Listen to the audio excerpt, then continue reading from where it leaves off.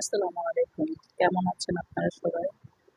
আলহামদুলিল্লাহ আমরা আল্লাহ তাআলার অশেষ মেহেরবানিতে খুব ভালো আছি। তো প্রতিদিনের মতো আজকে আরেকটা নতুন ব্লগ নিয়ে আপনাদের মাঝে হাজির হলাম।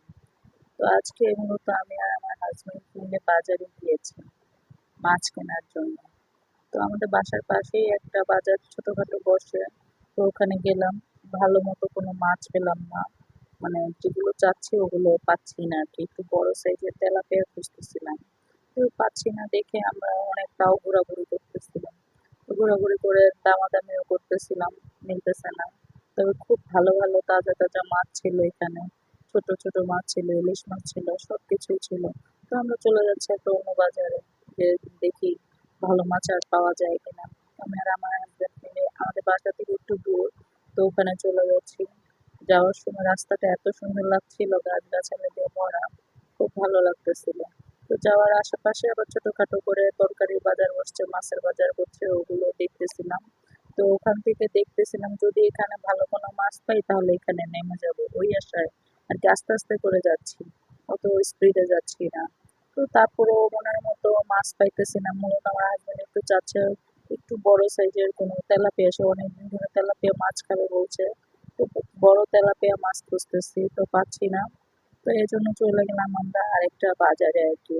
ওই যে বাজারে চলে আসছি, বাজারে এসেও ভালো করে পুরাটা বাজার রাউন্ড দিতেছি, খুঁজতেছি কি কি মাছ পাওয়া যায়।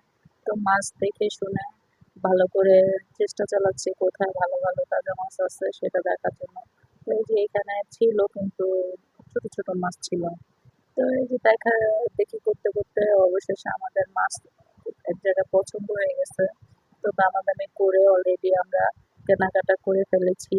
ওই যে একটা প্যাকেট করে ফেলেছি। ওইখানে ৫টা মাছ সম্ভবত ৬টা মাছ ছিল আরকি, বড় বড় তেলাপিয়া। অনেকগুলো হয়েছে, প্রায় ৬.৫ থেকে ৭ কেজি হয়েছে। তো এগুলো নিয়ে মূলত কেটে-কুটে বাসায় চলে আসছি। আর বাসার সামনেই আমাদের বাসার পাশেই একটা ছাদে এই গরু ছাগলগুলো পালে। তো এত ভালো লাগছিল দেখে, আমাদের বাসার সামনে দিয়ে যাচ্ছে আর ছোট ছোট বাচ্চা ছিল, ছাগলের ওগুলো দেখতেছিলাম। তো যাই হোক এই যে মাছ নিয়ে আসছে এগুলো কেটে ধুয়ে সুন্দর করে এখন ফ্রিজ আপ করে রেখে আবার রান্না বান্নার জন্য তৈরি হয়ে গেলাম। তো রান্না বান্নাও করে ফেললাম। তো তেলাপিয়া মাছ দিয়ে ইয়ে পটল দিয়ে রান্না করেছি। আর হচ্ছে গিয়ে তেলাপিয়া মাছ ভুনা করেছি আর ঢেঁড়স ভাজি করেছি। তো যাই হোক আজকে ভালোই লাগলো দিনটা। আর রান্নাগুলো বেশ মজা ছিল। তো সবাই ভালো থাকবেন, সুস্থ থাকবেন, আমাদের জন্য দোয়া করবেন।